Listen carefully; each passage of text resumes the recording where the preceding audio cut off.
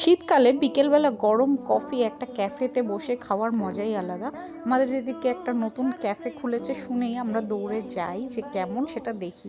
এটা নীল দিগন্তে ক্যাফেটার নাম, আলাইপুরে আছে এই ক্যাফেটা।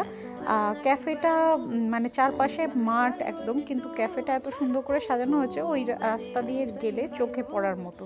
মানে চারপাশটা দেখতে পাচ্ছ গাড়ির পাশেই আলো লাগানো, আর কিচেনটাও একদম সামনে যেখানে দেখা যাচ্ছে লাইভ রান্না করছে সবাই, আর পরিষ্কার পরিচ্ছন্নই মনে হলো।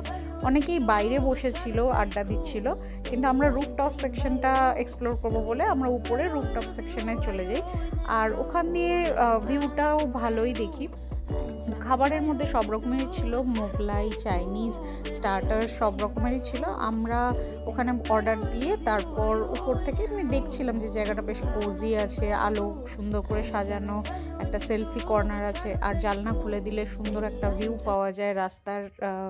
এবার অর্ডারের জন্য আমরা যেটা করি, ফার্স্টে একটা গরম কিছু তো হট চকলেট কফি অর্ডার করি, যেটা ভালোই ছিল, শীতকালে ভালোই লাগছিলো। আর এছাড়া করি lemon fish, lemon garlic fish, যেটা খুব ভালো ছিল আমাদের মতে।